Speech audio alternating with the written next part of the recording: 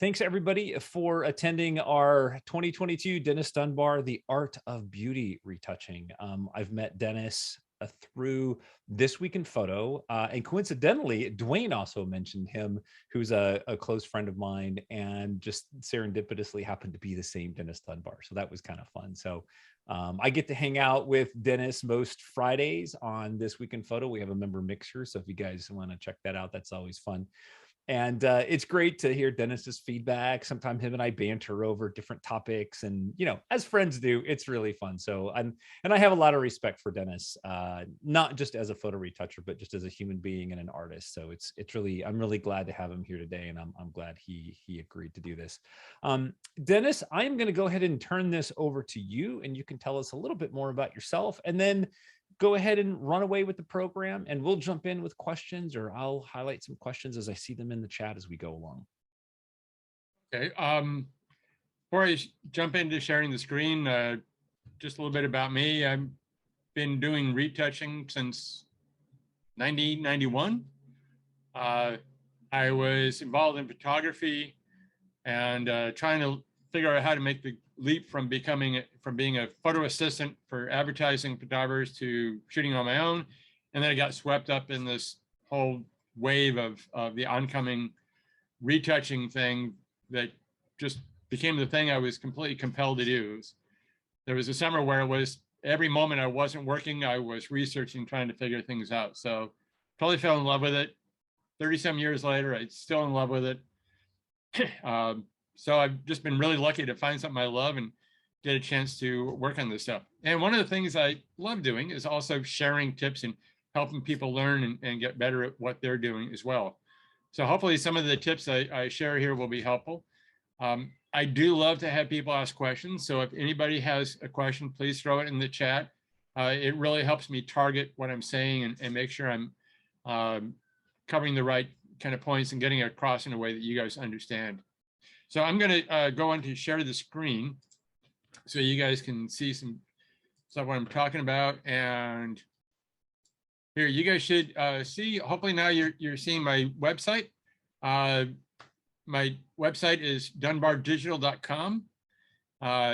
And here I try to keep this updated with updates about the kind of work I do, some of the movie poster work and stuff I've done. These are some recent ones.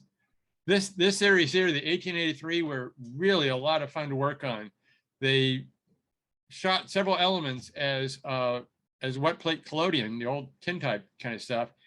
And then we had to work on building it from there. For like this thing for Sam Elliott, the shot actually cropped in a little bit tighter than this, but they needed it finished out to like a big square, so it would come out here. So I had to add shoulder and add the kerchief, and we had to finish off his hat and all that stuff, all the while keeping this whole wet plate kind of look where the emulsion kind of flips around and you got these borders and stuff.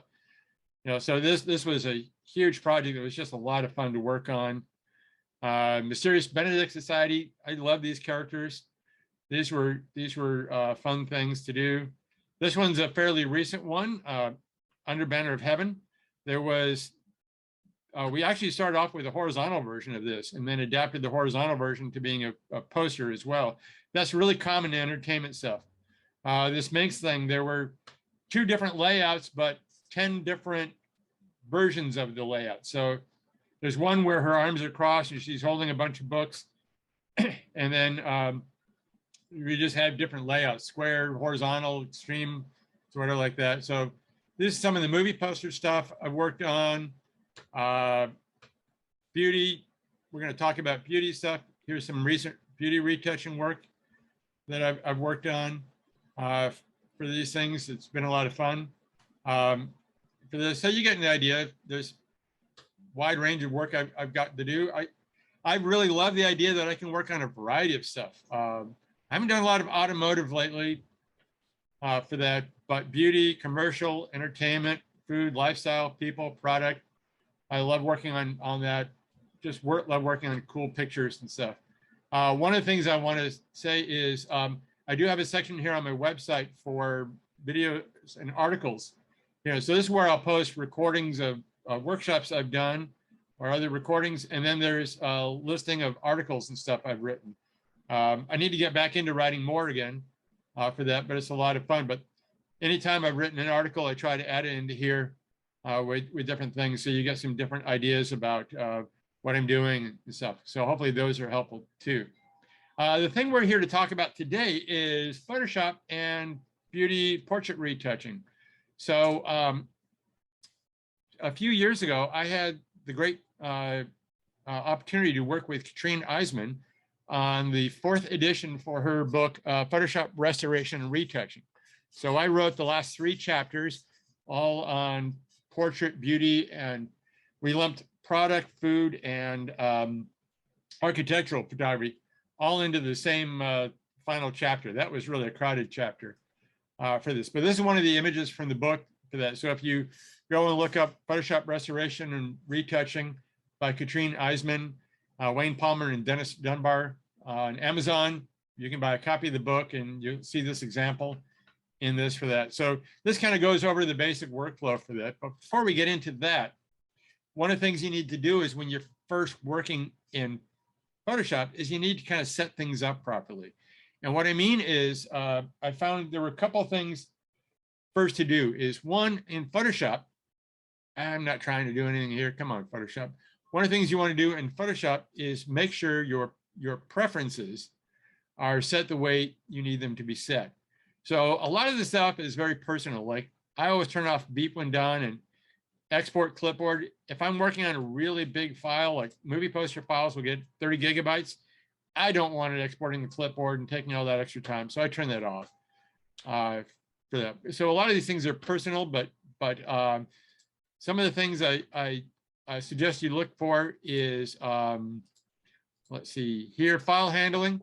I like to make sure that the save is on for that. I use Adobe Camera Raw for a lot of stuff. I know Troy doesn't like that. He prefers Capture One.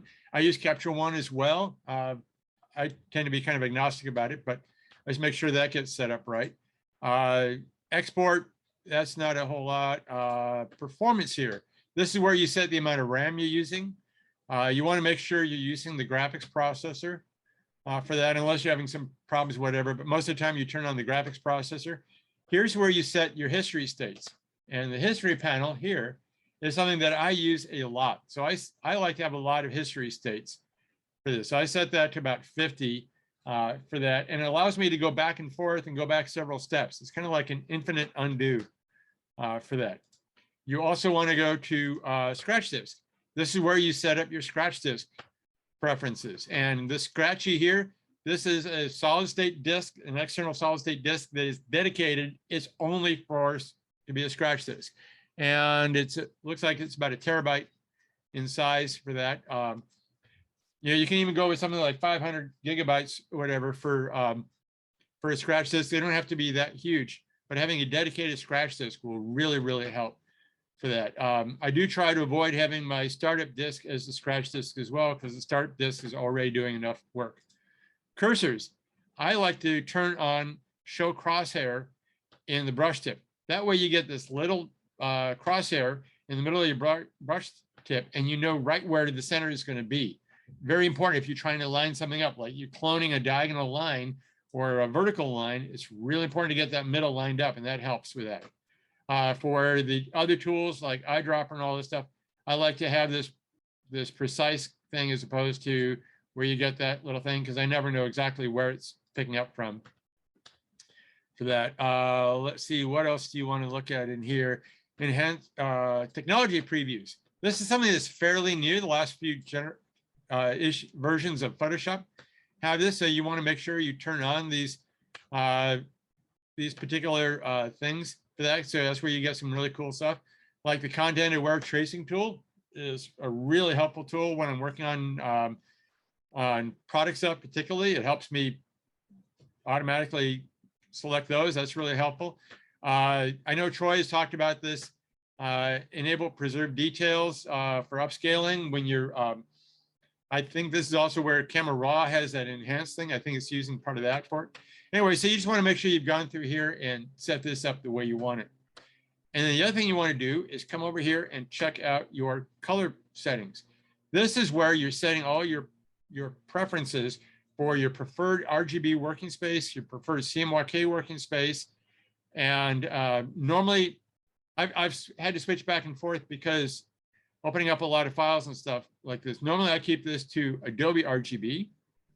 So I like to keep that for that. CMYK, it's really fortunate I don't get asked to work in CMYK very much anymore. But one of the things that's really important is CMYK is a print dedicated space. So you really have to understand what the print conditions you're aiming for is. There's no generic CMYK. So here in the US, swap coded V2 is roughly considered a standard. But if you're printing on a web press, or if you're printing on a sheet fed press, that's not going to work. This is also using grade 3 paper. So if you're using a better paper, a higher quality paper, this isn't going to work. There's all kinds of things going on with that. So this is just sort of a generic, but if I ever have to work in CMYK, I will always ask which CMYK and try to get a hold of the printer so we know exactly what they need. We get them the right thing. The important thing here is, besides setting your preferred RGB working space, is your color management policies. Here, I recommend always set this to preserve embedded profiles. That way, if you open up something, and being a retoucher, I get images from photographers and clients all over the world and set up in all kinds of ways. I don't want unintended changes happening around. I don't want to automatically assign my profile to their file and screw up the color and have no idea what's going on. So I always set preserve embedded profiles. And then I turn on these profile mismatches. This is just going to give me a heads up. So whenever I have something set up and I'm opening up a file that's not matching my preferred setup, it will give me a heads up like, hey, you've got Adobe RGB, this is sRGB. What do you want to do? I'll always say, open it, preserve it the way it is, but at least I get a heads up for that. Every once in a great while, a photographer sends me something with a camera profile embedded in that. And that's when I really need to know that, because camera profiles aren't very well behaved working spaces. Neutral gray is not 128, 128, 128. Neutral gray for a camera profile might be something weird like 120, 130, 124, or something like that. And you need to know that for that. So it's really important to make sure you've got that turned on for that. Let's see, there's a bunch of other things go on, but hey, Dennis, don't want to chip a lot of time. Yes. We had a quick question. Peter Levshin's asking, can you change the color of the crosshairs so that they're not white? You know, I don't know about that one.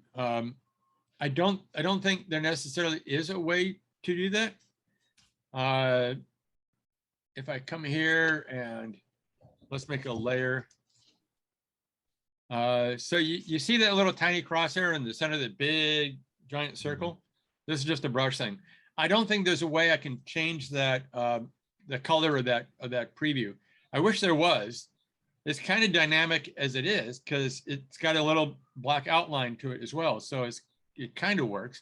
It looks black here. It looks white here. So it's kind of changing. But that crosshair, I don't think so. Oh, it looks like it's context sensitive. So I can't intentionally do it, but it's context sensitive. So it does seem to do that on its own. So hopefully that answers the thing. You can't do that intentionally, but it does it automatically. So that's kind of cool. I don't have to think about it. That's interesting. Good to know. Yeah. The other thing I want to talk about is a way to speed up Photoshop as well is keyboard shortcuts. I'm a huge believer in keyboard shortcuts. I set up my own keyboard shortcuts for menu items, for tools, shortcuts for tools. I set up my own preferences for this, so my fingers know what to do. It's really helpful if it's doing something, a menu item like duplicating a layer. When I'm working on a complex composite where you got 100 layers on there and you want to copy one layer out to another document just to work on that alone, easier to see, I have a keyboard shortcut for that. My fingers know it. My brain doesn't always remember where in the menu it is. So I'm doing demos. I stumble a little bit trying to remember where that is, but my fingers know right where to go, and it just becomes more automatic. So I'm a big believer in making your own customized keyboard shortcuts. You can save them Here you can export them. I keep them in a Dropbox folder. So if I'm freelancing on site for somewhere, I can download my keyboard shortcuts. I can download my actions and stuff like that. So I'm a huge believer in that.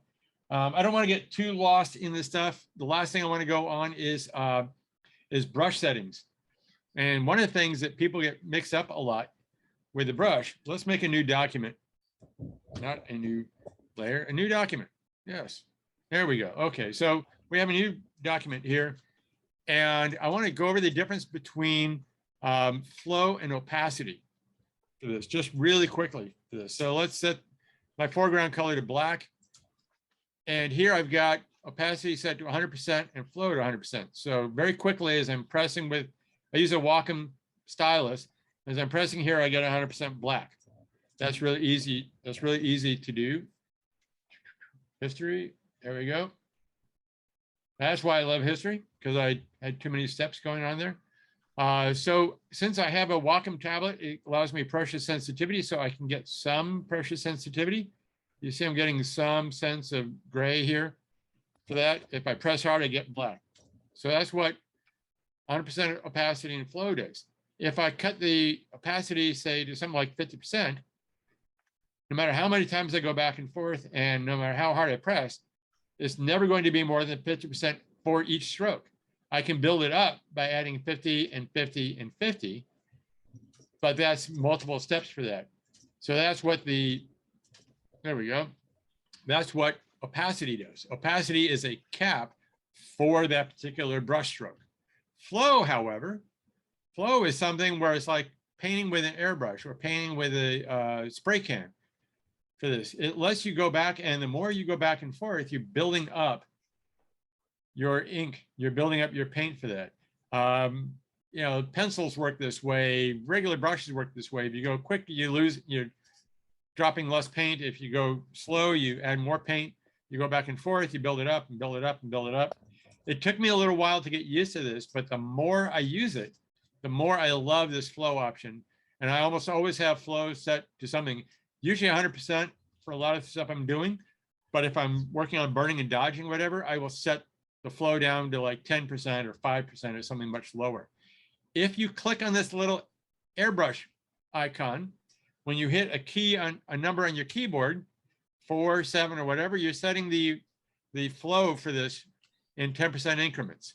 So whatever number you hit, 4 is 40%, 0 is 100%.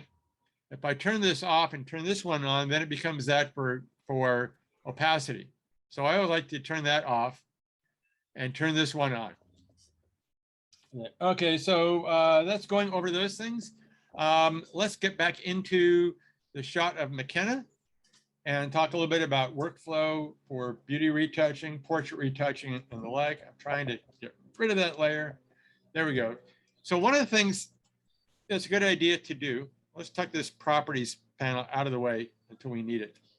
One of the things that's really good to do with an image like this is to kind of get the zen of the image. As a retoucher, I'm always trying to figure out and help the client's vision come to life. So like one of my photographer clients is Emily Teague. I love Emily's work. I've been working on some stuff for her recently. If you check out my Instagram feed, those are the last several things I've posted on this stuff.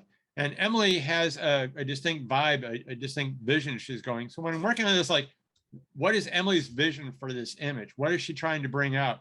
And how can I help accentuate that and bring her vision to life and maybe raise it, you know, up a little bit level? So she goes, oh, wow, that's really cool. I hadn't thought of that for that. So I'm always trying to get the zen of the image for this. In this case, this is just a really nice portrait of a woman shot by a photographer friend of mine, George Simeon. He also teaches a lot of classes and stuff on photography and all that here in the Los Angeles area. So this shot here for this. So one of the things I recommend people do when they're starting out is make a markup layer. So what I do is I make a layer, I call it markup, and I take usually a color that will stick out a lot. So let's pick red or green. Let's go with green because we've got red already here. And I will make a small brush and I'll just, like, you know, all the things that I'm seeing that pop out at me at first here, I'm just marking them for that, kind of give a broad stroke look, and then zoom in a little bit and think more closely. So I'm a bugger about stray hairs. I get lost in cleaning up these stray hairs. Not everybody feels the need to go as far in that as I do, but I like to clean up all these little stray hairs coming over the face a lot. These are all little things here, like little spots here that you're thinking that might want to be touched, might clean up. Nobody's skin is ever perfectly smooth, perfect complexion. So that's what a lot of the retouching work is. One of the things to keep in mind when we're retouching, or whenever you're doing something with a photograph, when we're dealing with a person live in person, nobody's going to come up and stare at the person's skin this close. Can you imagine what it'd be like if you're standing in the grocery store and you walk up to the person next to you in the line and you start staring at their skin that close? People would really be off put by that. But with a photograph, we have nothing better to do but stare at this. So we kind of have to, a lot of work of retouching is kind of bringing the still photo into line with the experience we have of this person as a live breathing human being. And when it's a portrait, one of the things I always try to aim for, again, in keeping with the client's vision, is to have the subject feel complimented. They recognize themselves, but they feel complimented. So if you go too far and they think, wow, I really needed a ton of work done. Do I look that bad that I had to go that far? I don't want to go that far with something. On occasion, a client wants that. I'll get out of the way and let them have what they want. But my idea is that, they should recognize themselves, recognize the person they see in the mirror, but feel complimented, like, hey, I'm looking pretty good today, and feel good about that. So the markup thing is the first stage. It's just getting familiar with that. Then what I do is when I'm doing my retouching, I'll kind of zoom in kind of close, and I will make a new layer. You see, I'm working, everything here has layers here. So I'll make a new layer. I'm going to call this Demo Retouch. And I'm trying to go slow with the typing because I'm a horrible typist. And it's only taken me 3 tries to get that right. So good. Okay, so when it comes to the retouching, I like to work with the simplest tool first and then work up in complexity based on what's happening and what I need for it to do. So the very simplest retouching tool I know about is the spot healing tool. So that's right here. There's a little Band-Aid thing, spot healing tool. For that, I like to use the spot healing tool for this.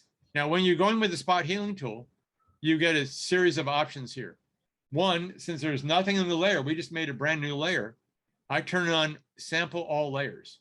Now, I really wish that they gave us, for the spot healing, for the regular healing brush, we get more options. We get current layer, current before, below, and all layers. I really wish spot healing gave us those same options.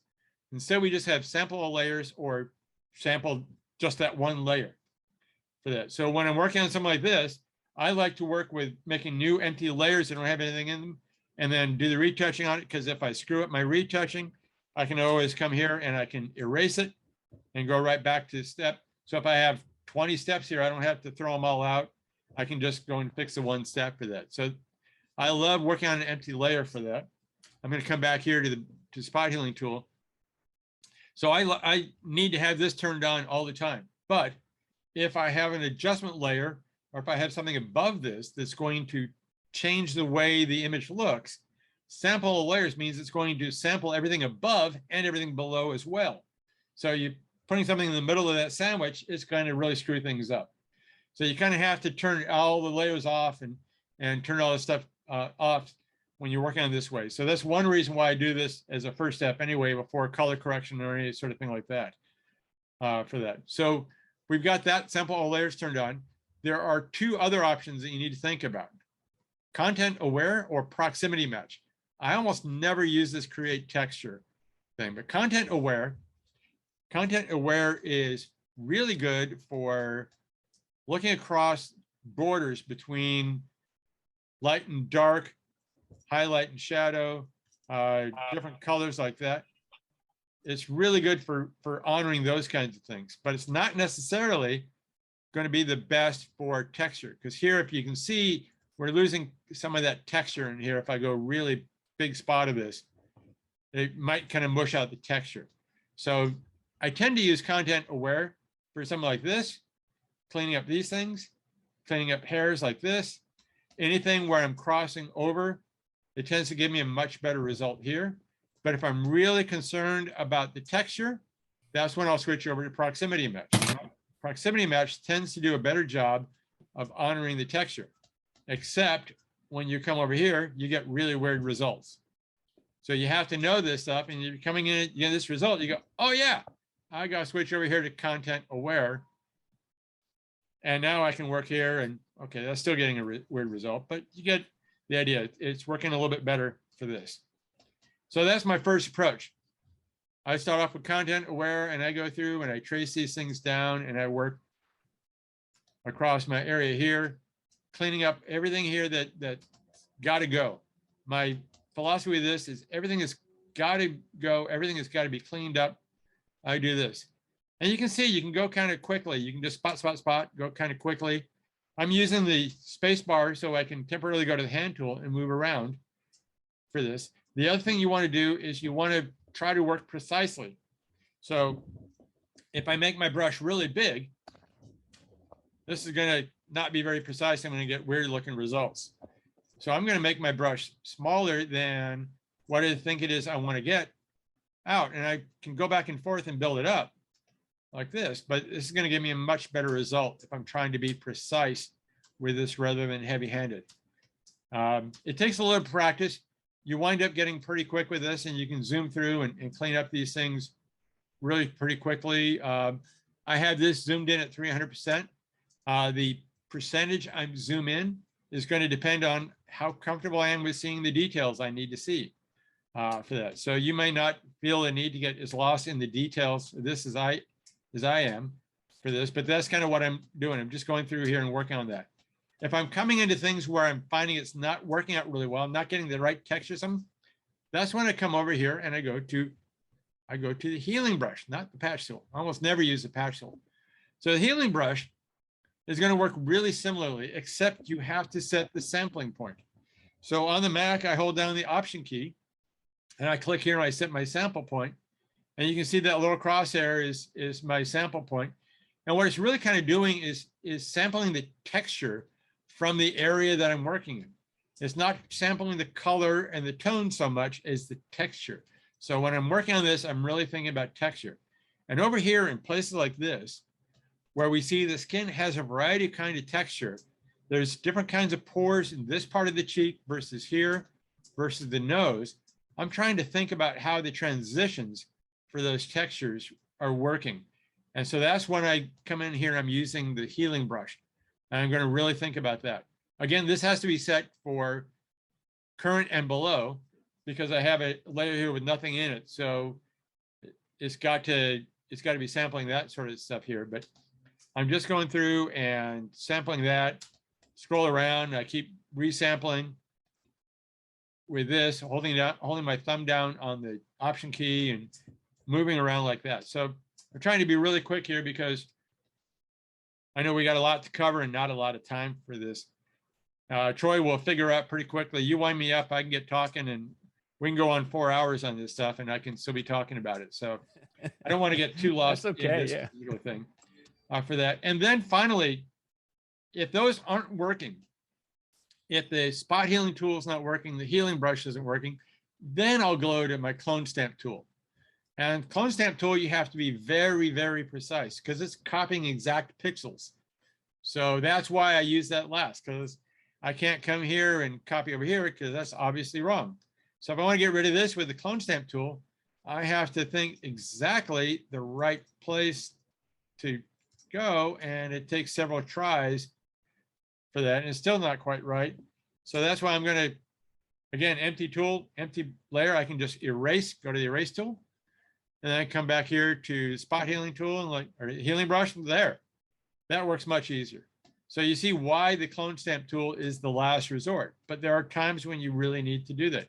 If you have to be extremely precise with rebuilding texture or rebuilding something, the clone stamp tool would be really, really important for that. So that is the first layer, the retouch layer. for this. And if I turn this off and I go to my retouch layer, you'll see what this layer does. And one of the things that's great about this being a different layer is you can turn it on and off and see exactly what it's doing for that. You know, you can see, is it helping? Do I need to change anything I don't need to change? I can just click it on and off with my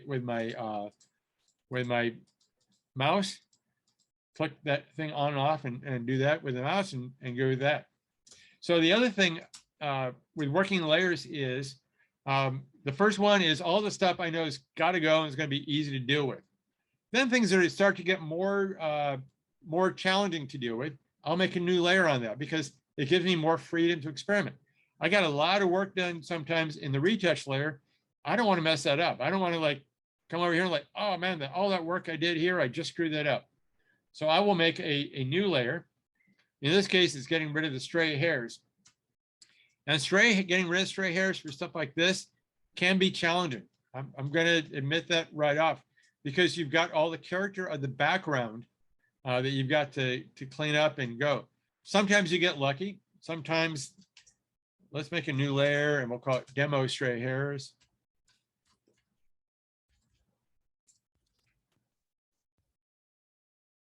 There we go. And sometimes we get lucky and our favorite little spot healing tool brush. Yes. I don't need to set that. One of the things I was trying to do is on the Mac, there's a PC equivalent for it, but I don't speak PC that well. So any PC user is going to have to translate from Mac for me. But if you hold down Control Option and scroll left, right, you get a brush that's bigger or smaller. You scroll up or down, you get a brush that's harder or softer. There's I think that comes up in the technology previews in Photoshop in the preference thing, but I just love this aspect. You can use the bracket key as well, but brackets are like step, step, step, step, step, step, step, step. If you're going from really big to really small, this is the fastest, easiest way to do it. And so I'm always trying to like target this so it's pretty close to the area I'm trying to work on. So let's see. It's not doing a horrible job over here. This is a nice, great, green, mushy kind of area here. So sometimes that works, and we're getting pretty lucky here. So something like that works. Over here, let's see how this works. Kind of not bad. I just have to go over it a few times. But so sometimes that works out pretty well. Over here, it may not work out so well. Well, as I'm trying to show you where it doesn't work, it's doing a good job today. So it's the opposite of what happens in a demo. The trick you're trying to show never works when you're doing a demo. And now the thing where I'm trying to show it fails is like, I'm under pressure. I'm going to perform right. So this, again, is something where you have to go from tool to tool to tool. So spot healing brush, the regular healing brush, clone stamp tool. Sometimes even with something like this, you can get away with going to the brush tool and painting. So let's go to the brush tool. Check our brush settings. I want to go to brushes, brush settings. When I'm on the brush tool, one of the things I always do is I turn on transfer and I set transfer to pen pressure for opacity jitter. So that's going to give me this thing where the sensitivity of the on the Wacom tablet will allow me to have more or less paint coming down here. So that works in with the flow aspect. It works very similar to that. But I turn that on and I turn off shape dynamics, because what I think confuses people a lot of the time is when shape dynamics is turned on, and that's also going when pen pressure. Now it's changing the size and it's changing the opacity all at the same time. It gets really confusing. So I like to keep it simple. I turn this on. I want to show you that. Let's pull this out of the way. Pull properties out of the way. Get these things linked up just out of our way. Okay, so here I'm going to hold down the Option key and sample, and then we can kind of just get away with this. So sometimes you can also get away with painting, and you can kind of blend things in. That's where setting flow down to something low, like 30–40%, will allow you to kind of just softly blend it in and kind of get a nice blend in, things like that. But paintbrush is usually a last resort for something like this. If you're shooting somebody in a studio against a backdrop, one of the easiest things to do is take a picture of the backdrop without a subject in front of it under the same lighting conditions and from the same camera position.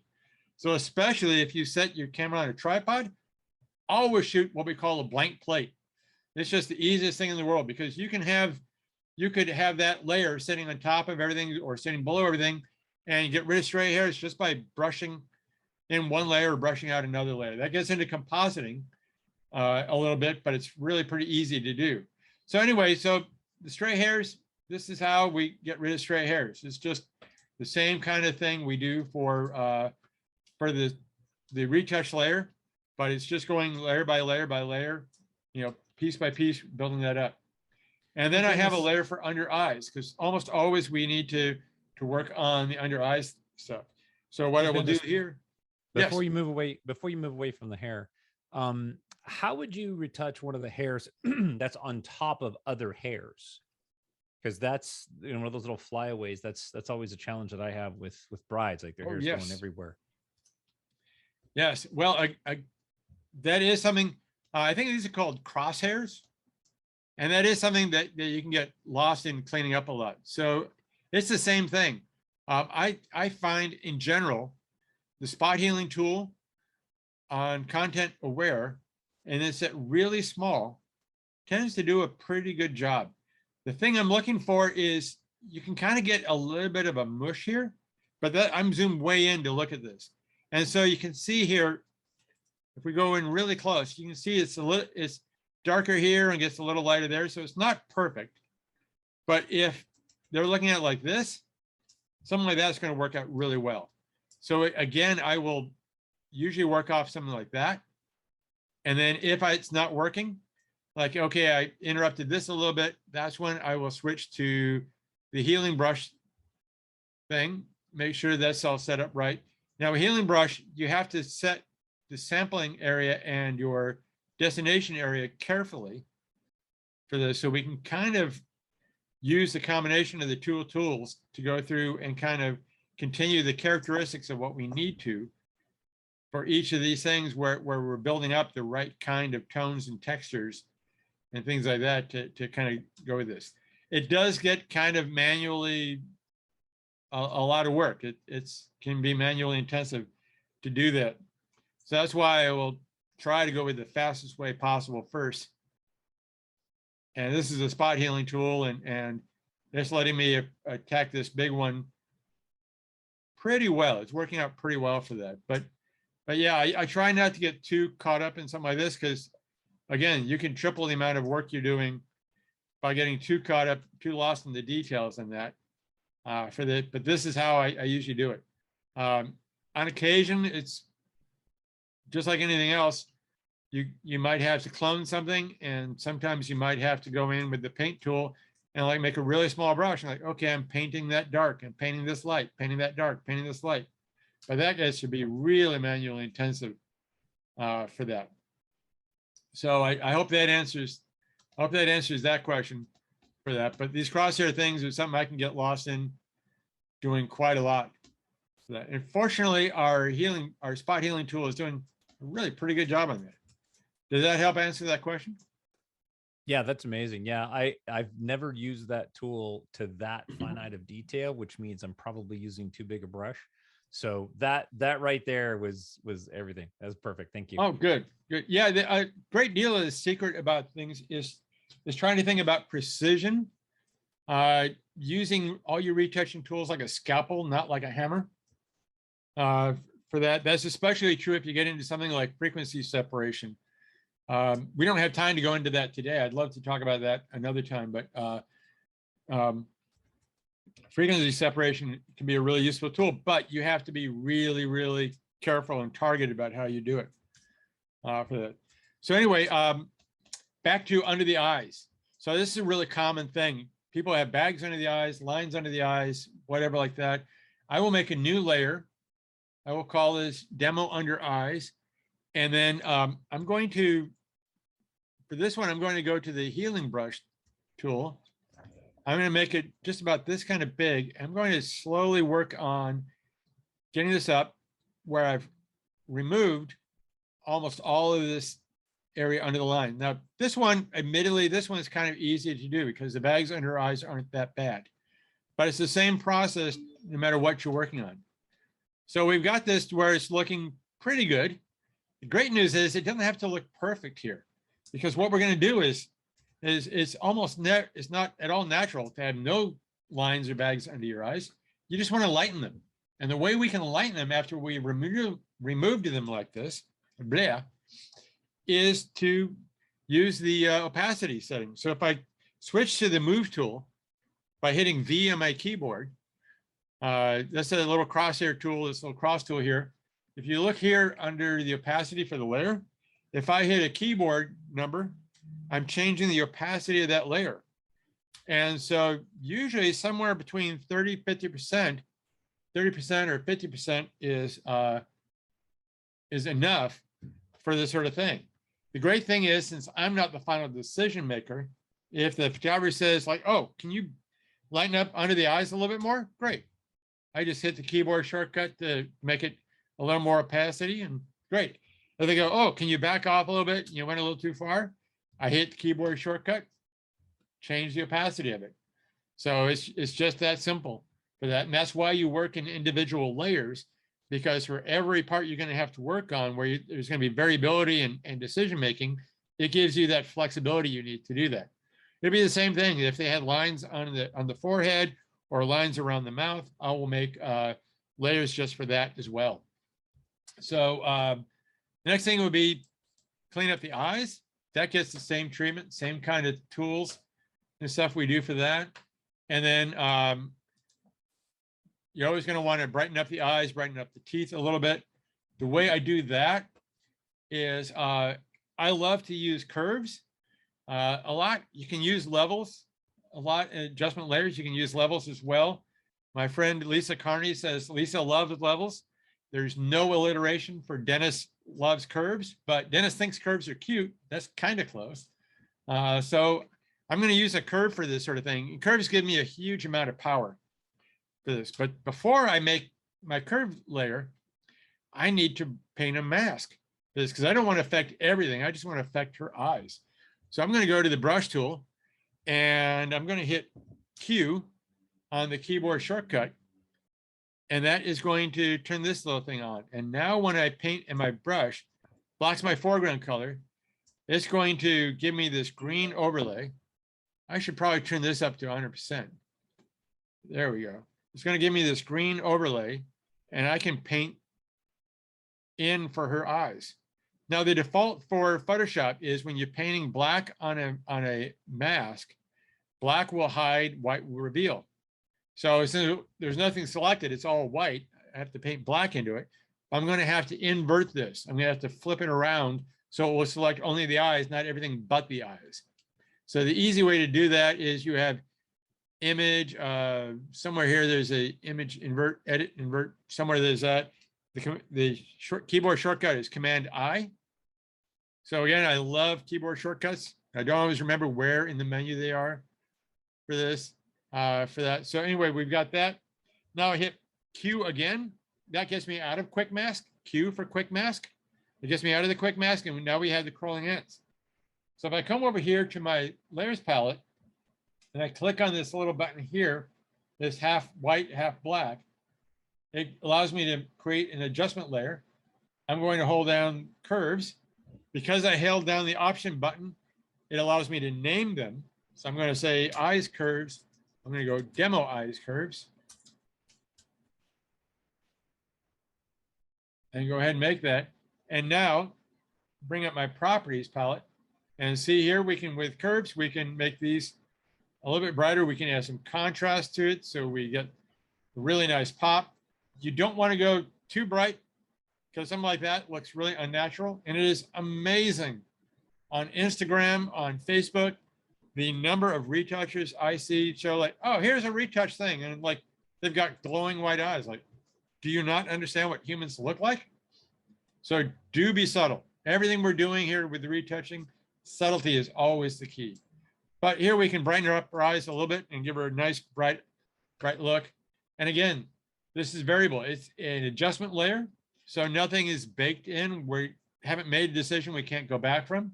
We can change the opacity of this. We can change the opacity of it. We can come here. We can change the curve itself. There's all kinds of flexibility here, which is why we do that. And then the last thing that we do is we would do our color correction.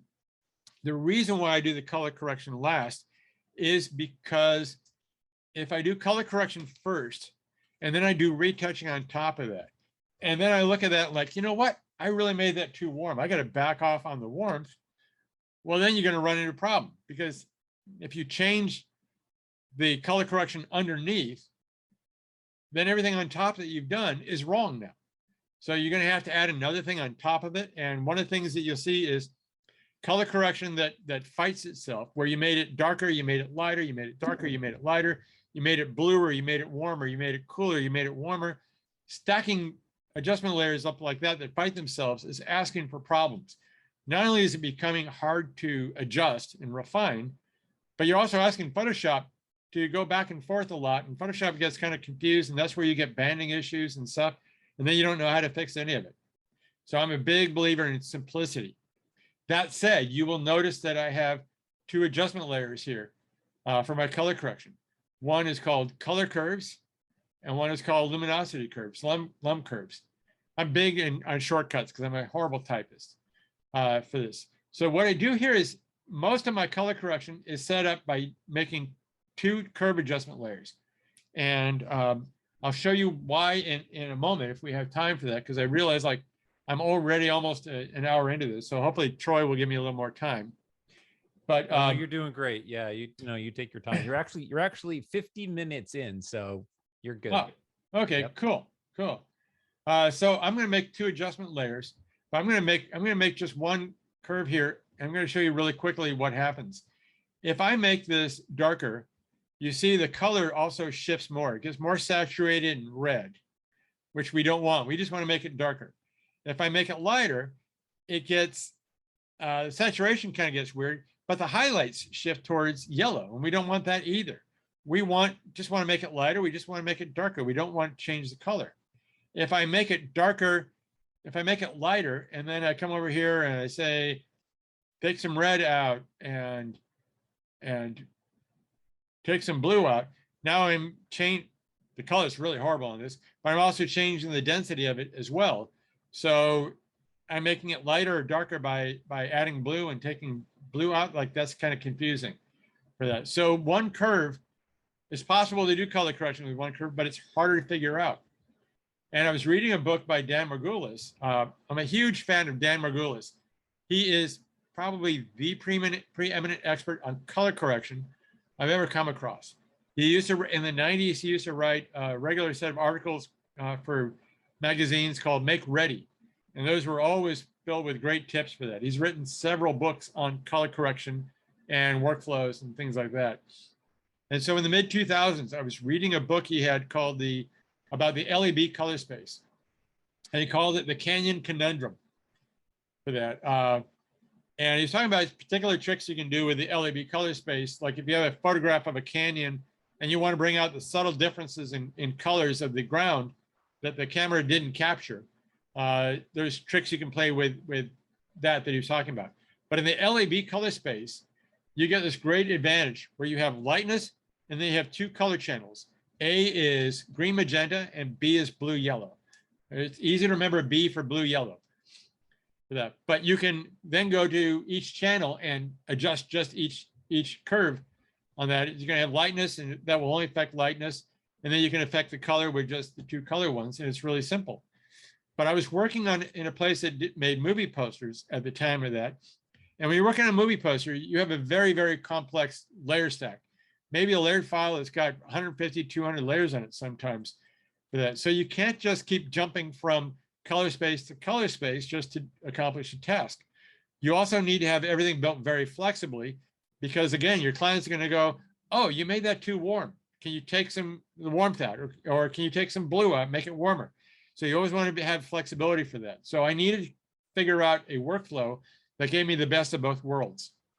So that workflow was, let's get rid of this. That workflow was to make two adjustment layers. And I'm going to make the first one, I'll call it demo color curves. I remember when I do demos, I always have to call it that because I will forget which was the real one and which was the demo one. So I'm going to set this to demo color curves, and here I set this to color. And then I'm going to make another one. Again, I'm holding down the option key as I do this. I make another one. I'm going to call this demo lum curves, lum for luminosity. I'm going to set this to luminosity here. Now you can see we've got the blending mode set right here as well. You can also change this. If you forget to set the blending mode to the right one, you can always set it there as well. But here, if I make this darker or lighter, you see it's just getting darker or lighter. It's not changing color. It's not getting more saturated or less saturated. And here, if I take blue out and add some red, I'm just making the shot warmer, but I'm not changing the density. I'm not changing the color. I'm not changing the luminosity, not changing the contrast of it, just the color. So that's really cool. It becomes an easy way to color correct for that. So there's a lot of power in that. If we have time, we can go visit that more, but it's a really powerful thing. One of the cool tricks about this, let's set this back to 0. If I come to the RGB layer, the main curve for this and the color one, if I pull this down, the white point down, you see it desaturates our image. The same thing as going to hue saturation and bringing some saturation out with that. If I make what's called an S curve, I'm boosting the saturation. So you can control the saturation in this one as well. You can also pull up and affect saturation in the shadows or the highlights in different ways that you can't do with hue saturation. So it gives you a lot of power. The great thing is it's all visual based. You don't have to know you don't have to know what this does. Just experiment like, oh, look, that desaturates it. Really cool. What happens if I bring this up? Oh, the black point desaturates it too. If I add contrast, I'm making it more saturated. If I take contrast out, I'm also kind of playing around with the contrast in a different way. So you just play around with it till you get the effects you want. And the more you play with it, the more you get tuned into that power. So that's how I do the adjustments at the very end. And so for this one, I added a little bit of contrast on the lum curves, and on the color curves, you see here, it was just a little bit of red added and take a little bit of blue out to warm it up a little bit and give it a nice little warm appearance to that. When it comes to color correcting skin, let's turn this off. I'm going to come over here. When it comes to color correcting skin, one of the things that is the most important color balances to think about is the green magenta color balance. Now, when it comes to pictures of people, we're very keyed into things that make people look healthy or people look sick. And it's a huge thing why we have to really think about physiology and anatomy and all that kinds of stuff about, keeping people look natural. But if you are a photographer and you shoot in open shade, you'll notice everything looks kind of cool. But if the context is a cool context, people's skin can be slightly bluer, and that's cool. If you're shooting in the golden sunlight of sunset time, that golden hour, you're going to get very, very warm skin tones, and that looks fine too. People can be cooler, they can be warmer and look healthy and fine, and especially if it's given, they're fitting into the environment correctly. But if they look too green, they're going to look kind of like they got the flu. If they look too magenta, they look like they're sunburned. So this green magenta balance is the most important balance of all. And sometimes it's just a little nick up or down has a huge effect on this green magenta balance. 9 times out of 10, what I found is if somebody says like, oh, that person's too yellow, can you take some yellow out of the person? It's green.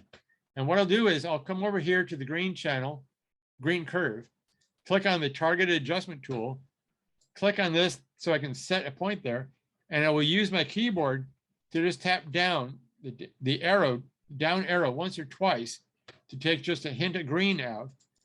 And that makes them look a little bit warmer, and it solves the issue for that. But it's pretty rare I have to add some green for that.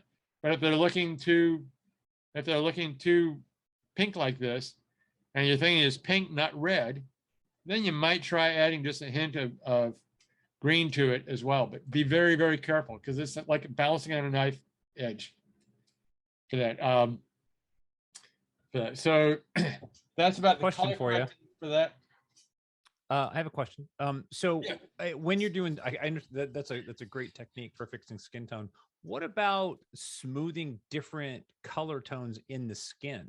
Right. Sometimes the shadows will be a little bit different color than the, maybe the deeper skin tones of shadows. How do you smooth that out? Yes. Very good question. Here is an example from the book. This one is a shot by a friend, Julia Kuzmenko. Julia Kuzmenko has a Facebook group called Retouching Academy and a website, I think, Retouching Academy as well. So she teaches retouching as well as doing beauty shots and things like that. So this is an image that she sent. And with this, it's something that's really, really common for this. We don't have time to get into all the retouching with this, but you can see it's the same kind of workflow with this. In this case, these are some sharpening layers and stuff for that. But what I want to talk about is the color adjustment here. So what you'll do is, like, her face, the makeup on the face made her face cooler than her shoulders. So that needs to look like it belongs the same way. So what we do is, in this case, it's also a little bit lighter, but let's just keep it simple for now. In this case, what I would do is make a new adjust. First, go to my quick mask tool, bring up brush. Foreground color is black, so I'm going to paint black. I'm going to just quickly paint a mask for her face here. Like that. I'm going to invert it, Command I to invert it. Oh, look, there's a little bit there. So I'm going to hit X to paint white. Make sure it looks nice and clean here as well. And then tap Q, and now I made a selection. So I will come here and make a new, I want to, I'm going to back up because I want to name it. Always name your curves. Always name all your layers and stuff. You come back to it a few years later, you're going to remember what this is for. So demo, if I can type correctly, face curves, there we go. Now, this is just a regular curve adjustment layer. So I'm not going to do the divide and conquer technique on this one. I'm going to come over here. I'm going to, like, just darken her face a little bit. Maybe not that much. And I'm going to come to blue. I've got the target adjustment tool. And I'm just going to try to balance this out and then add a little bit of red. Too much red. And then maybe it needs to go a little bit darker.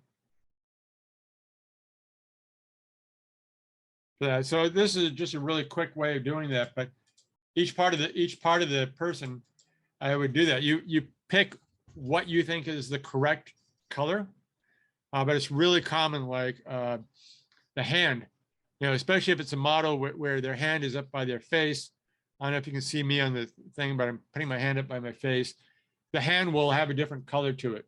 Or if the hand's, in front of the face, whatever like that, the hand will often have a very different color to it. So you got to bring those in to alignment. If it's a model with a lot of makeup on, you got to bring that into alignment. So it's just everything gets a targeted way of adjusting the color for that. And sometimes you do it in one adjustment layer for that. Sometimes you, like in this one, I did everything with the divide and conquer technique. Let's turn this off. This was the face color curves. So a little bit of warmth added to it. The face luminosity curves, I didn't change luminosity on this at all for that, but you can see how I approached each one of these things. So this one, every little bit of the oh, that's why I didn't change the luminosity. I wanted to lighten her shoulders, so her shoulders came more in line with her face. And then we've got eyes, we've got lips color, lips luminosity, the shadow underneath the jaw. So each individual thing gets its own layer, and we're getting this one. This one was more complicated than most of the time you have to go for, but that's what I will do for this. I do have another example, and this one. Let me throw this question at you, and you can kind of see how that fits in there. Bobby is asking, your views on adding different colors to highlights versus shadows sound counterintuitive, but sometimes I'd add a tiny hint of mint green into just the highlights. So what are your thoughts on that? Bobby, you're skipping ahead on me. You're skipping ahead of me because that's a color grading trick that I do. And yeah, sometimes mint green or a contrasting color, a complementary color to the shadow. Just a little hint of that in the highlights gives a lot of depth to it. But here's a beauty shot. And on this beauty shot, the reason why I wanted to skip over to this one in this particular thing was, you know, here's the retouch, here's the layer adjustment. So the retouch layer, this was done that same way I did the other thing. And then a lot of dodging and burning. I do more dodging than I do burning. So let's talk about that a little bit. Let's get rid of this.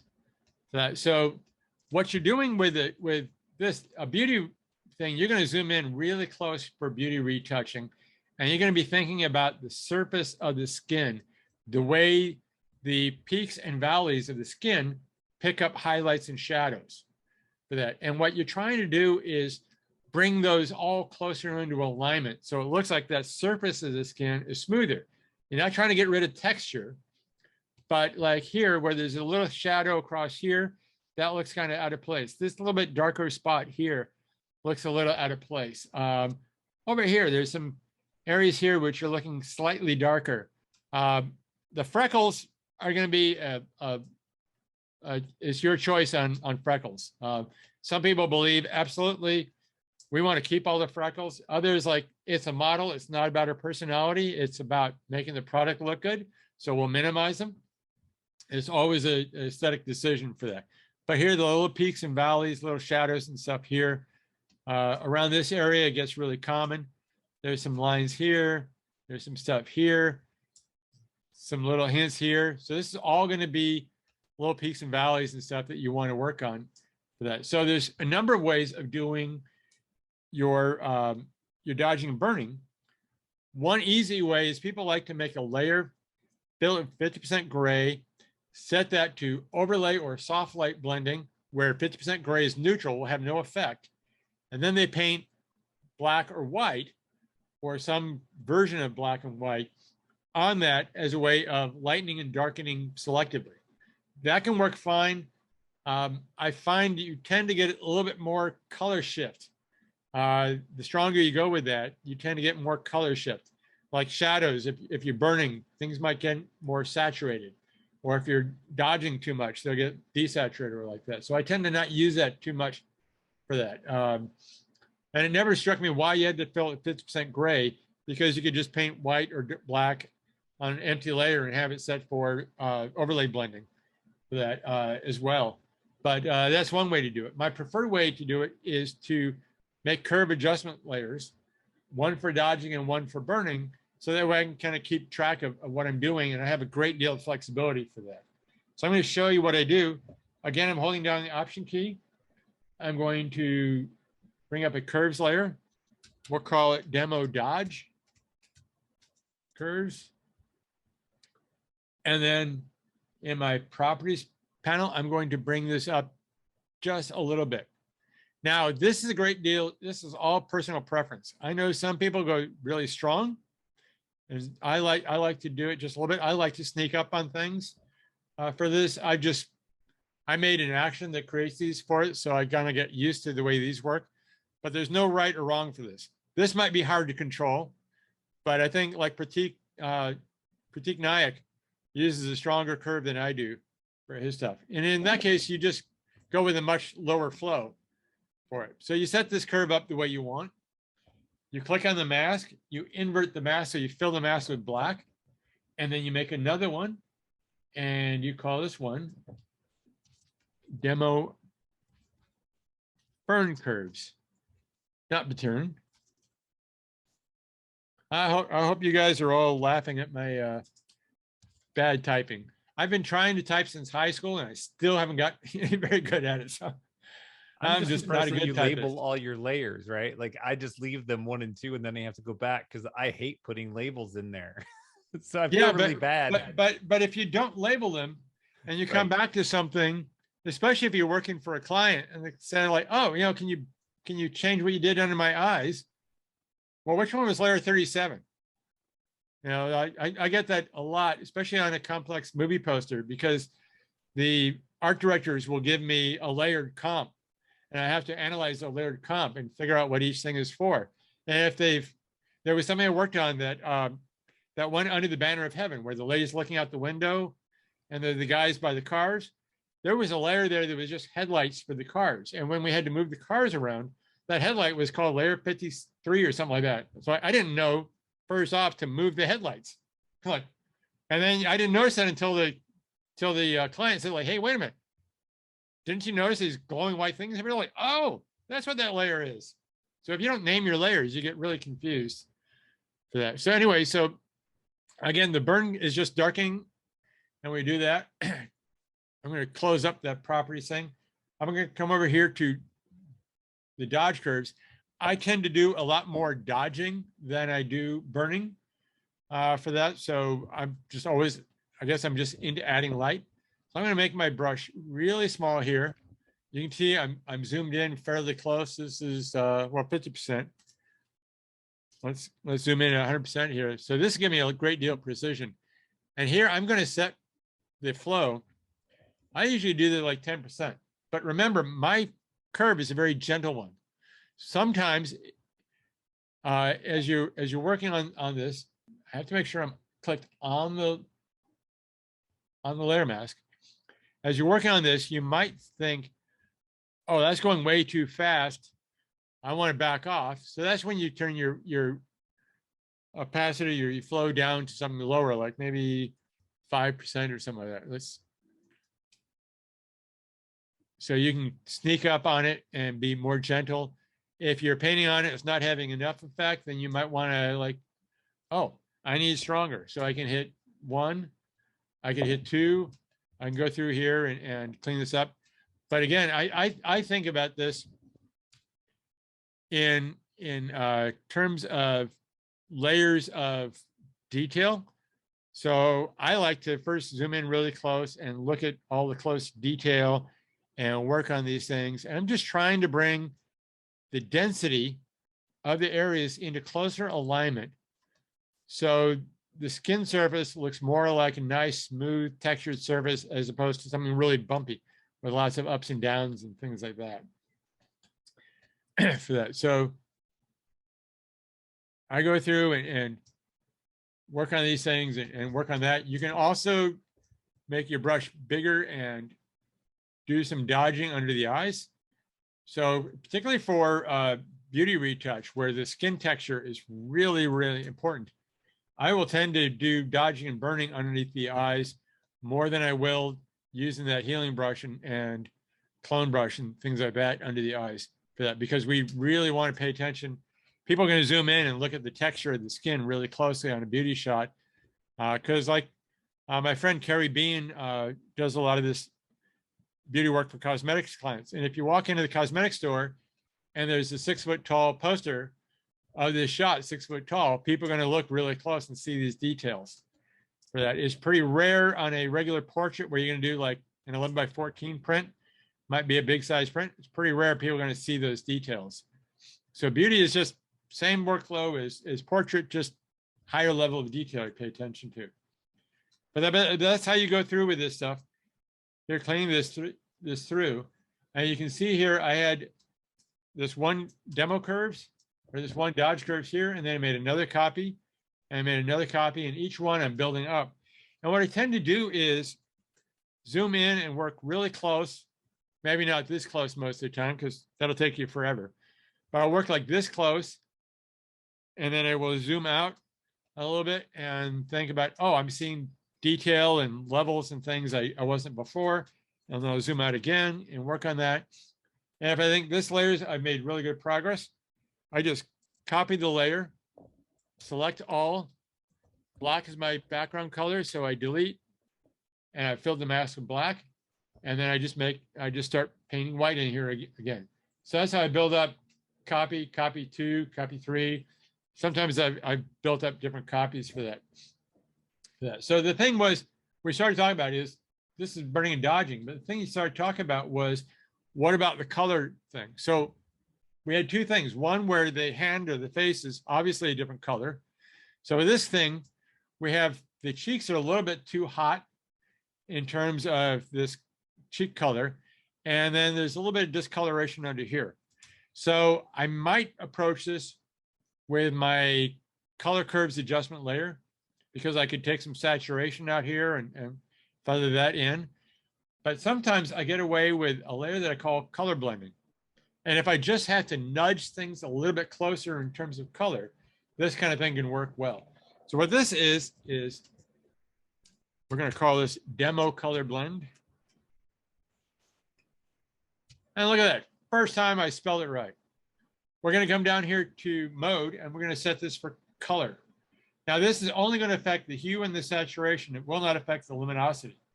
If I set it for hue, it would only affect the hue, the red, the blue, the green, whatever of it.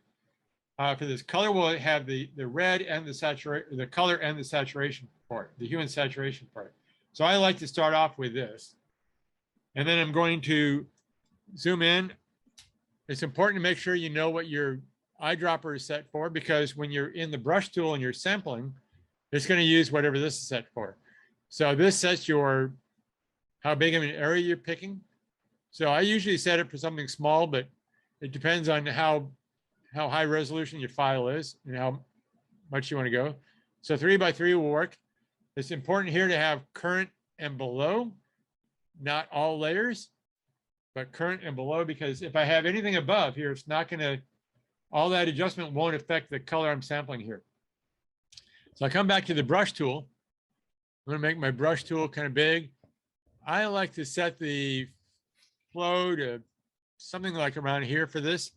I'm going to hold down the Option key and sample this color, and then try brushing this color in here.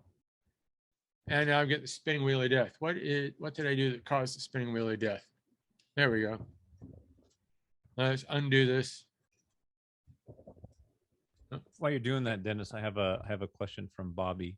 Yes. He says, do you ever make a help layer to work in black and white view?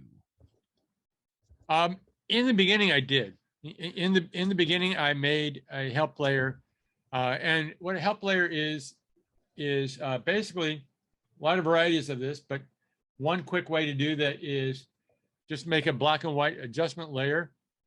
Set this for color, and there you made your image black and white. And sometimes it's easier to see the highlights and shadows and things you need to dodge and burn if you're just looking at grayscale. If I set this to normal, it'll also be black and white, but then you can be shifting the tones and exaggerating things in an unnatural way. And you really want to try to view it as accurately as possible. So sometimes I used to do something like that, but I found the more that I taught my eyes to see, the more experience I got, the less necessary that was. So what I'm trying to do here, I hope that answers the question for Bobby. But what I'm trying to do here is sample just the right color and paint in just the right color. And you have to be very cognizant here. Shadows and highlights have different colors on skin. It's really common for that. So trying to find the right color over here to paint on the thing. We got spinning wheel of death again. That always loves to come up when you're doing a demo. Right. Yeah. Zoom and video cards and all that. And we don't see the spinning wheel. You could just fake it. We just see a pause. Oh, you don't see my spinning wheel? But nope. You see the gray patch showing up. We do see the great patch. Yeah. We thought that was creative, you know, retouching. Oh yeah, yeah. It's not creative retouching. Come on, Photoshop. Nice. Hey, if you guys have any questions for Dennis, Okay, so you know, get them in the chat. Photoshop is giving hiccups right now. So let's give it another second. Otherwise, we'll have to reboot Photoshop for this. But the idea is you have to very carefully sample the right kinds of color and paint the color in for each area. And then after you've done that, you can change the opacity of that layer. So again, I will usually cut that down to like 30% or 50%. So I'm just nudging things in the right direction. So when I'm working on the color of a face and bringing the different colors into alignment, you can use adjustment layer to adjust the color for that, which is a really great way to go. Or sometimes you can get away with this, but you got to be really subtle and careful with that. So this is just not going away here. Let me see if switching to another thing. Hey, did that? Nope. I'm going to have to force quit Photoshop for this. So yay, we successfully crashed Photoshop. Woohoo! That's a good edit point, right? If I have to. Yeah, it's a good edit point for that. One of the things too is I know in the preferences I have Photoshop set to bring up, to save files that were open, but like that almost never works for me, which really frustrates me. I wish it would work. But fortunately, I had this open, and I use Bridge a lot as a file organizer because my clients only send me 1 or 2 images, 10, 12 images at a time. I don't have hundreds that I have to keep track of. So I can get away with Bridge, which is a much easier way to go. Right. So let's get back to this model here. And fortunately, we were able to get back pretty quickly, bring up application frame. So you see that more easily. I have to go to workspace for tutorials. And there we go. I got to make the panel options so you can see the thumbnails. There we go. Okay, so see, that was educational. The crash was educational. I didn't know you could do all that in the panels. Yeah, well, with demos, people typically can't see for this, but when I'm normally working for this, I'll have these set for the smallest thumbnails, so I can see a lot of layers at a time, and I don't really need to see the thumbnail preview of it that much because I name all my layers and I know what my layers are doing for that. But yeah, you can do that for channels and for that. So what I was doing here with this color blending, if we see that, and the color on that is, let's copy this a few times so you can see this is kind of what I was doing. This is just color painting in. And as I was working on the dodging and burning, I was noticing the colors going differently. So basically these are just that little trick where trying to carefully find the right kind of color and paint it in and just nudge it in the right direction. So that'll work really effectively for just nudging in the right direction a little bit. And sometimes it's quicker than like, okay, I got to make a curve. I got to paint a mask. I got to make a curve, paint a mask, make a curve, paint a mask.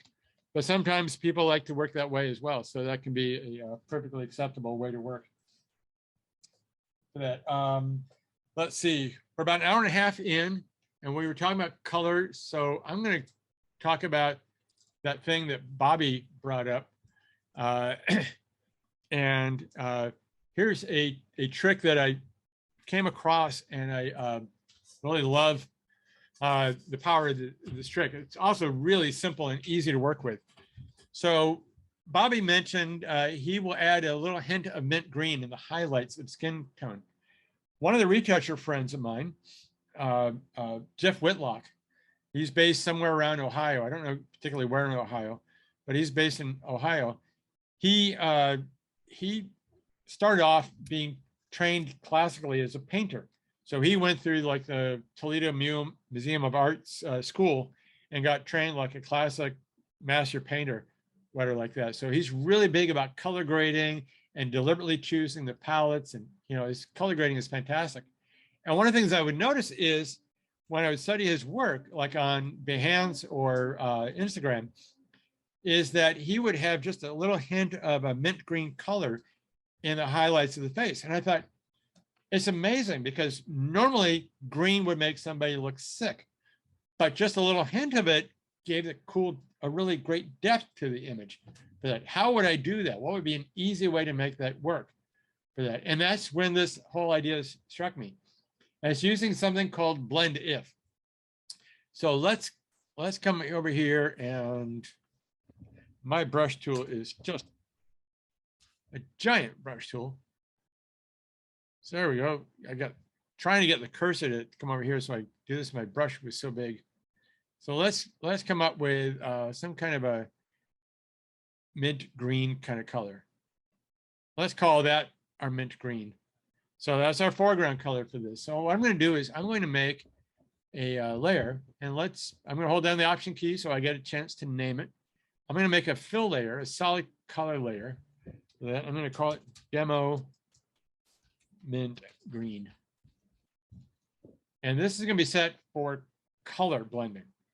So it's just going to add color. It's not going to affect that. So here we go. Okay, we've got our mint green. Our mint green is really strong, and it's on everything. It's not just what I want to put it on. Like, so this isn't really helping. I got to make a mask. I got to paint it in. I got to do all that stuff. Isn't there an easier way to deal with this? Like, yes, there is. And that's where the blend if stuff comes in. So if I double click next to the name, it brings up this dialog. And this box is also layer style. So you can get to it from layer here, layer style right here. You can get to it there. You can get to it also in this FX button down here. But double clicking on it brings this up. And you get all kinds of cool things you can do here. What we're interested in here is these blend if sliders. And you get this layer or underlying layer. In this particular thing, we're concerned with the underlying layer. We want to choose the way it interacts with the layers below it. We're not so concerned about this layer here because it's solid color. Not much to worry about with that. So if I bring this slider over here, this changes the way it interacts with the shadows and keeps it away from the shadows. So I can bring this up and get that. Like, okay, I've got it out of the shadows. It's mostly in the highlights, but it's like a really harsh cutoff, man. Like, who could think that looks good? Isn't there some way to feather this and soften it? There is.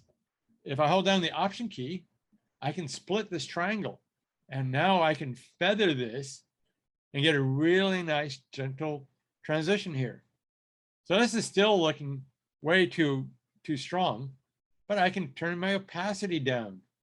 And I can turn the opacity up or down. For demos, I will tend to do this a little bit stronger. So as I turn it on off, you guys see it. I click OK, and now we turn this on or off. And you see how we've added just a little hint of mint green into here. That's a bit stronger than I would go. So if we're in the Move tool, I can hit 20% for opacity. And there, it's just a little hint of mint green in there. If you don't want to do mint green, the other trick is go to your eyedropper tool, sample the shadow color, and sometimes working off of a complementary color harmony, where you're working off opposites. Complementary would have opposites of color. Oh, come on. Don't scroll around. Let's choose this shadow color here. So our foreground color here has this dark shadow color. We're going to come here and we're thinking about opposite color for that. We're not thinking about so much, we're not using the darkness or lightness. So the brightness doesn't matter. We wanted the opposite color. So we're thinking about the hue. And the great thing is the hue wheel has 360 degrees. Half of that is 180. So the hue here is 10 for our shadow color. So if we add 180 to that, we'll get on the opposite side of that hue layer, hue wheel. So that would make it 190. 190. And it's actually a little bit of a blue. Let's come over here and we'll just bring this up so we see that blue a little bit more clearly. So we're going to set that as a foreground color. And now we'll make our layer, holding down the Option key, make a new fill layer. We'll call it blue fill. We've got that set. We'll come over here. We set this to color because we forgot to do it in that. We're going to come here, double click here. Bring this up a long ways. Hold down options, hold down Option and split these. And I kind of like this also in her hair like that. We can either change opacity here or we can do it on the other thing. We can do it here as well. We get lots of control over that. But here you see we've just added a little bit of depth and tone to this.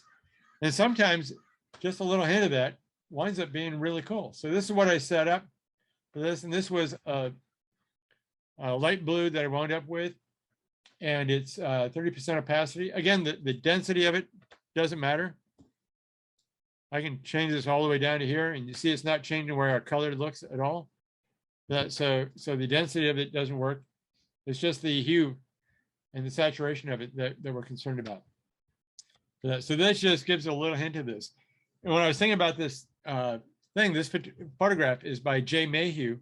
She's based in, I think, around Houston area. And she does portraits and I think maternity portraits and stuff. You know, wonderful photographer. I've never met her in person, but I was a fan of her work. And when I was playing around with this, I looked at her work and I thought, wow, this might be a cool thing to experiment with.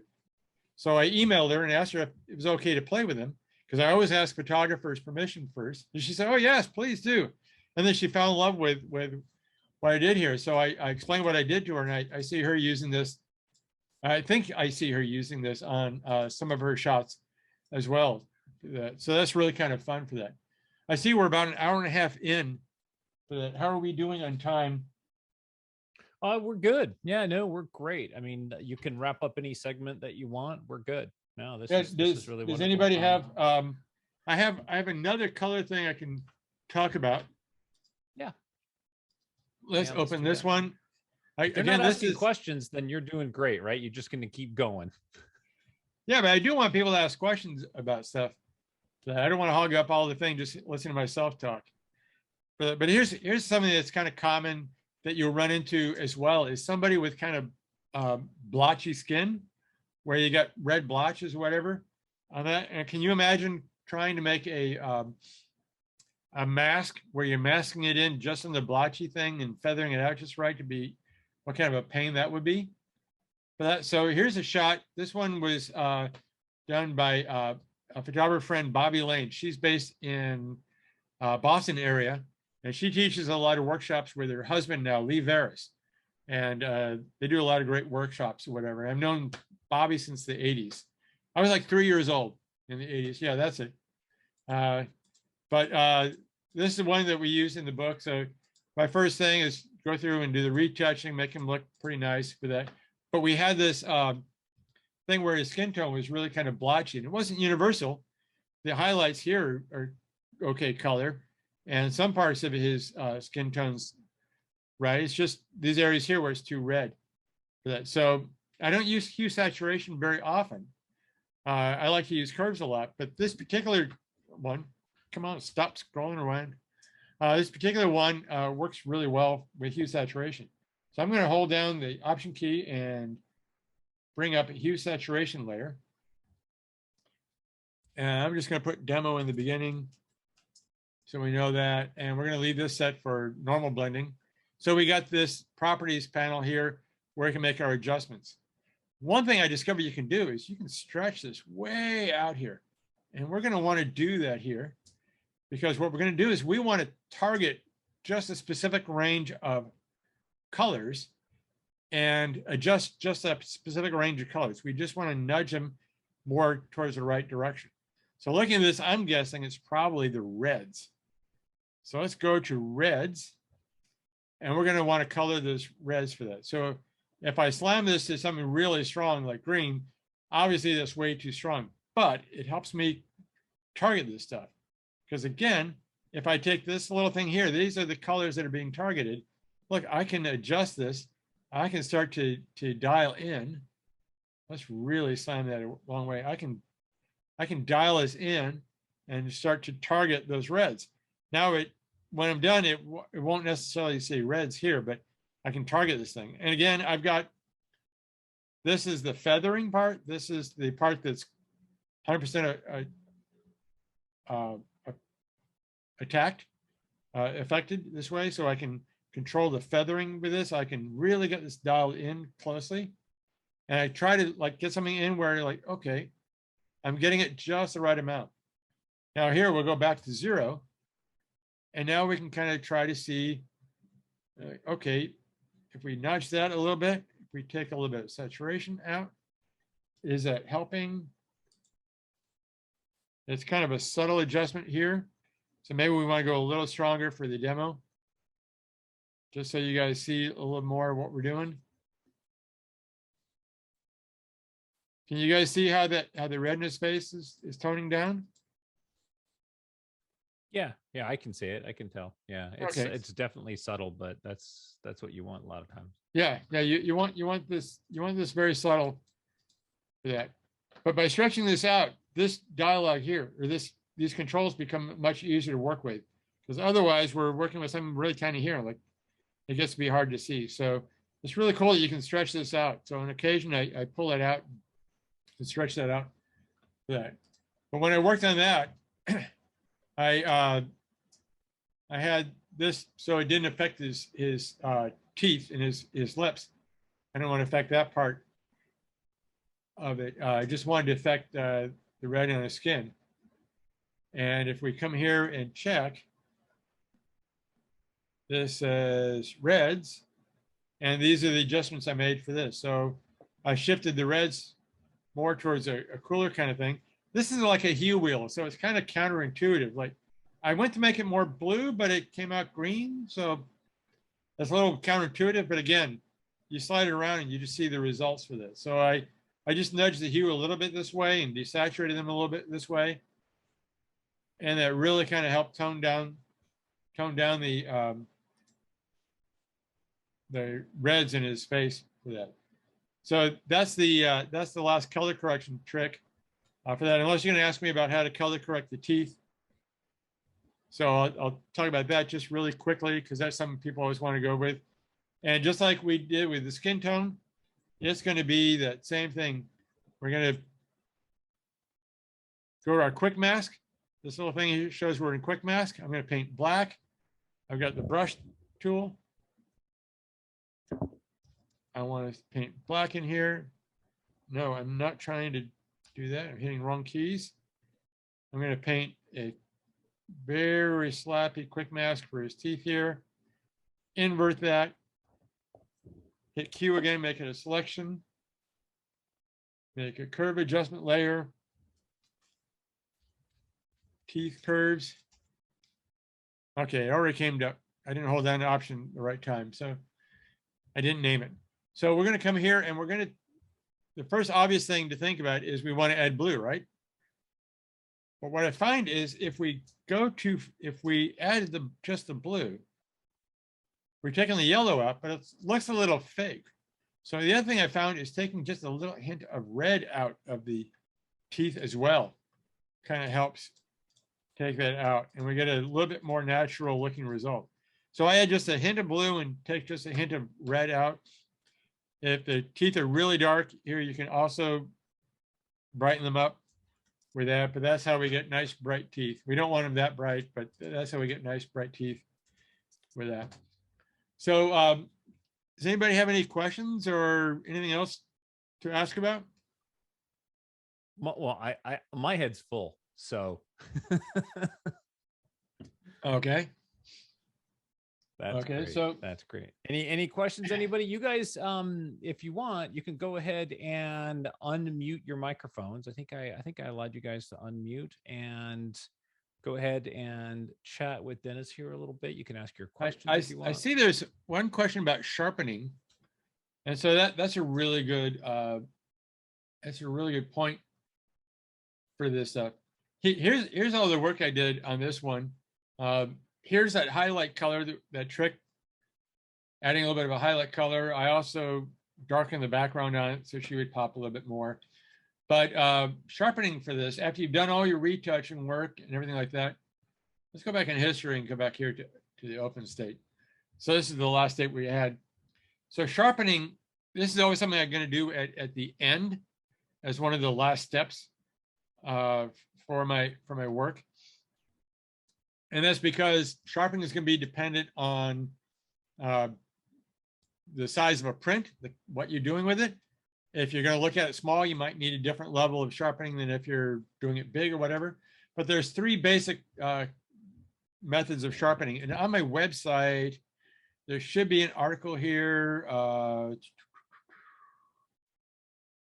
about sharpening.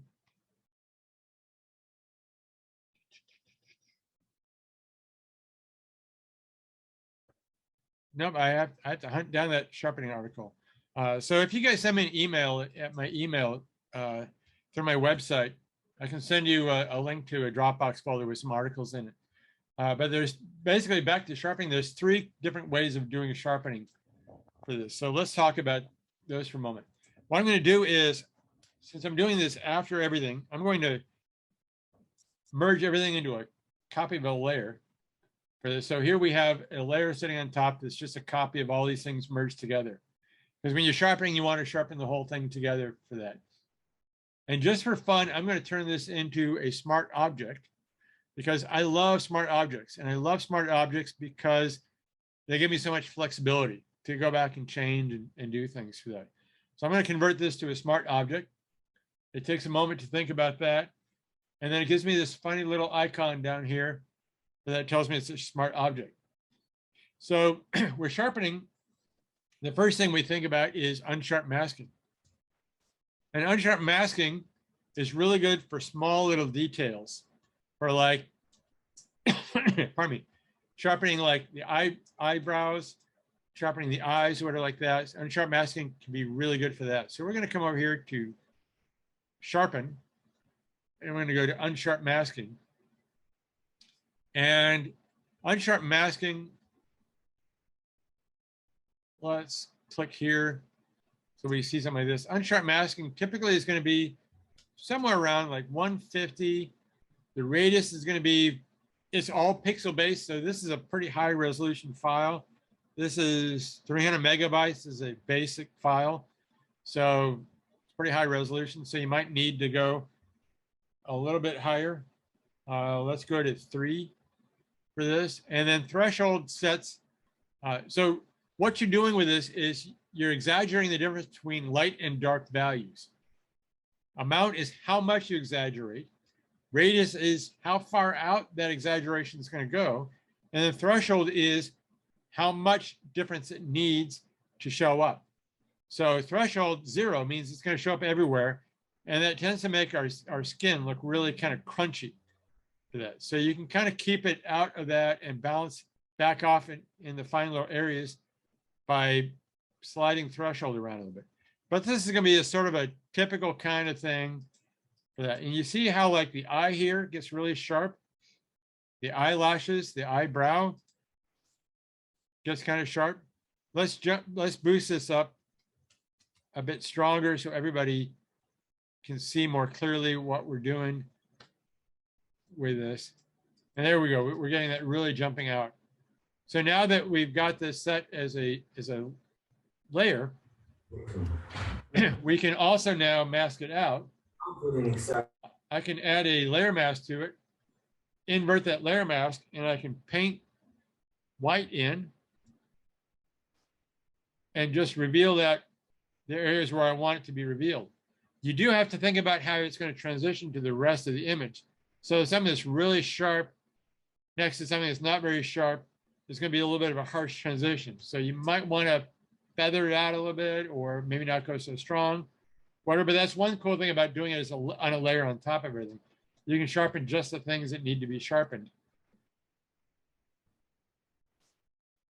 And you can really kind of do that. So that's conventional unsharp masking. Let's get rid of that for the moment. That's conventional unsharp masking, and that's emphasizing small little details.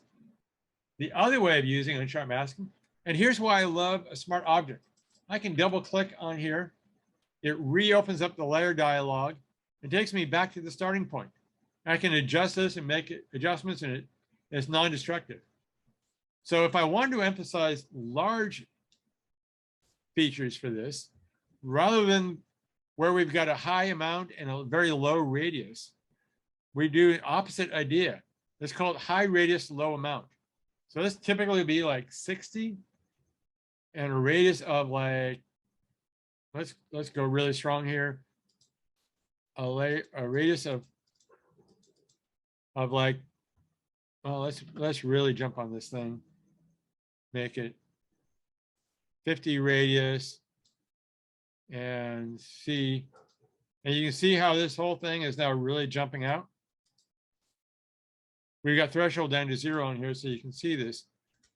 But if I zoom in and out, it's kind of like taking a layer of diffusion off of your image.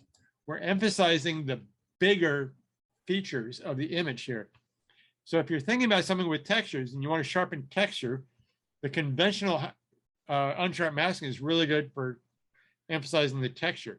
If you want to emphasize bigger features, like this actually is kind of complementary around her eyes and her hair. I'm really loving the way it does that.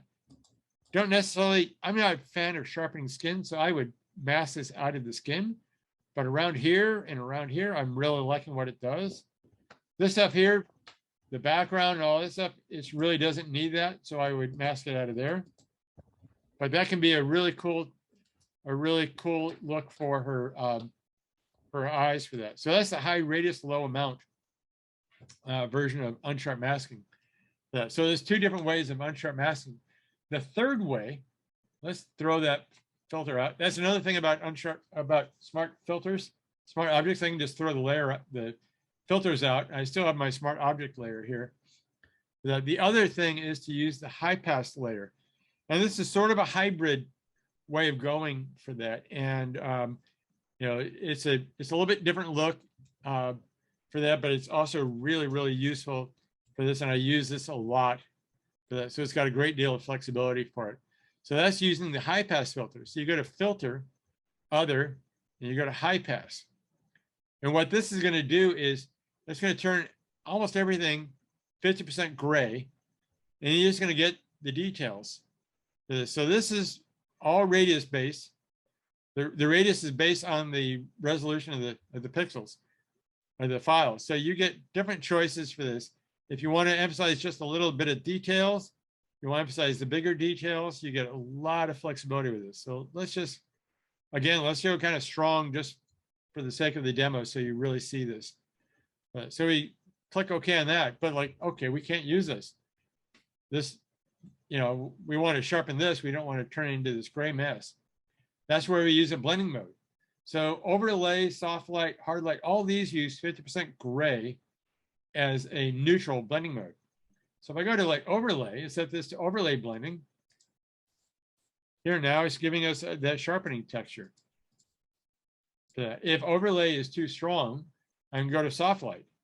Soft light is adding just a little bit more. It's just a little gentler way of looking at the sharpening. And then if you're like, you know what, that's not strong enough. I really need to go stronger. Linear light is like really jumping on this thing. So it's very rare that you need to use linear light for something like this. But there have been things for stuff working up for movie posters where like a background element is really just got no texture to it at all or whatever. I need to sharpen it up. Sometimes you use that linear light and you're very careful about how you apply it, and you can really emphasize that texture. But again, this has a whole lot of flexibility for that. You can cut the opacity of this layer. You can come back here and you can change the setting and change the opacity, change the strength of that. You can change the blending mode and you can change that. You get a great deal of flexibility for that.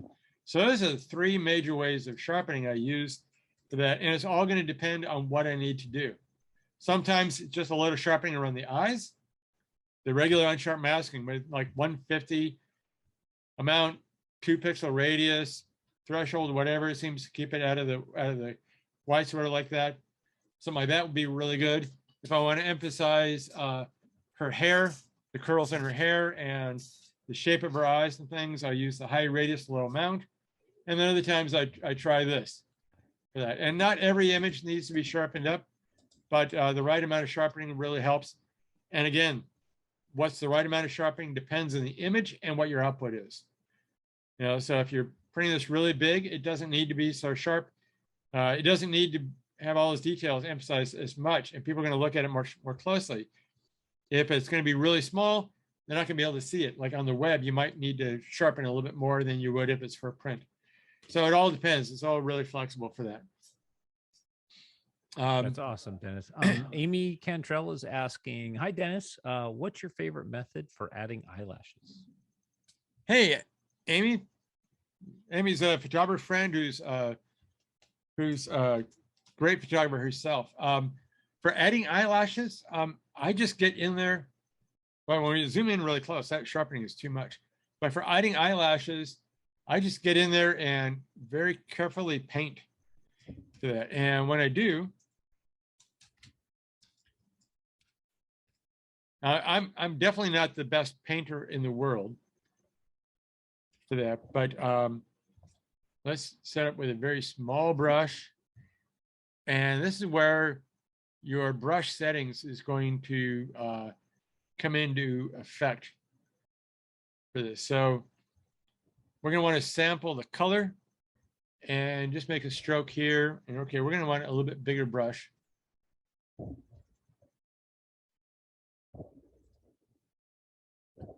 I'm just changing the size. Okay, that's getting kind of close for that. Now, really what I'd love to do is have the end of the brush taper and be kind of smaller. And that's where the shape dynamics, and we're going to put this to fade. And you can see this. Now fade, you get to play around with numbers. So the higher the number, the longer your stroke will be. And you see how it starts out thick and winds up thin? You just kind of have to play around till you get something that gives you, that's about right. 150 or so, that's about right. So we got a little bit of size jitter there. And then I'm just going to come in here and paint. And you just kind of paint in the eyelashes. If you want them a little bit longer, you might come in here and say, I want some long ones, set it for 250. Do that, but that's kind of the way you work, and you're varying this, and you're trying to paint. You're trying to make your brush strokes look like natural eyelashes for that. And here we're going to want to tone it down. That. The other thing that's kind of cool is after you paint it in, there's one thing I do a lot if I painted in something, or if I'm stripping something out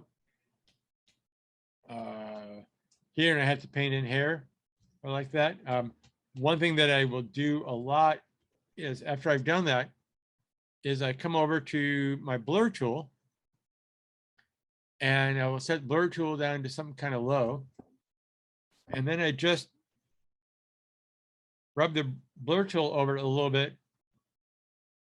And it gives me a chance to, by eyeball, see how sharp or how soft I'm making this thing little by little. And that kind of helps it blend in with the photographic one. So this one here is a lot sharper than everything else. I would go there like, okay, now it looks more natural. So I find I do that when I'm almost every time I'm adding something illustrated to something. I try to be really, really careful because I'm definitely not trained as an illustrator. My brother was the one who grew up being able to paint and draw really well. I had to learn it the hard way and stumble around with it. But that's how I would add eyelashes for that. So hopefully that helps Amy with her with a question for that. I think we're just about 2 hours in now. Is there one last question? Great. Do we have any more questions, anybody, before we wrap up? No. I loved all the questions we did get, though. The sharpening, the eyelashes. Yeah, that's a big deal. So there's a lot of technique there. And it seems to me we could go on for a long time, right, Dennis? Like you have a lot of, a lot in there. Yeah, one of the things I didn't touch on is frequency separation. And when it comes to skin tone, you have to be super careful with frequency separation. But here I use it to tone down the highlights. That can be a really great thing for that. But frequency separation is a very deep topic. So we probably need a couple hours just on that alone to really go into that. Right. Yeah. So, Early on, I think Peter was joking that we need to bring you back next week for part 2 of just frequency separation. Not yeah, next week, but yeah. If you want a primer on frequency separation, my friend Earth Oliver did a really great series last year for Adobe Max. So if you look up Earth Oliver, Adobe Max frequency separation, there's a 3-part series. I think they're each 20 or 30-minute long series where Earth talks about his technique for doing it, and he does a really pretty good job of explaining it. So that gives you a good primer on it. Perfect. I'm making notes. So, well, hey, thank you so much for being here, and so much information, so much intensity in there. I can tell that you're very excited about all of it, which it really sort of translates a lot. There's a lot of good information in there. So, and thanks to all of our friends for coming in and hanging out with Dennis. So this is being recorded. Once this is done, I'll edit it down, and then we'll put it up on YouTube, and we'll share it with everybody. And you can watch it over and over again to make sure you got all those little tips that he went through so fast that we didn't get a chance to stew on for a little bit. So again, I need to learn to slow down a little bit. I get so excited, I go fast. No, it's recorded. We can go back. We can pause and rewind. Like, just get as much in there as you can. I mean, one of these days, you're not that far from me and Peter and a few of us. We're gonna have to take you out for dinner, or that'd be great. lunch or something. Yeah, it would be really good. It'd be really good. So, all right. Again, thank you, Dennis, so much for being here. For those of you to see what IEPPV has coming up in the near future, just go ahead and check us out at IEPPV.com. We're filling out our calendar very quickly. And we hope to see more of you back here for more programs and in person, because we're doing more in-person stuff now, which is totally crazy. So that's cool. So we'll see everybody. I'm loving the idea of in-person events again. Yes. Yeah, absolutely. Casey and I, the president of IEPPV, we were talking today and putting our heads together and hammering out some new stuff. So we got lots of thank yous and excellence in the comments. Again, Dennis, thank you so much for being here. I'm gonna go ahead and stop the recording. Everybody have an amazing evening. All right. Catch y'all later. Thank you.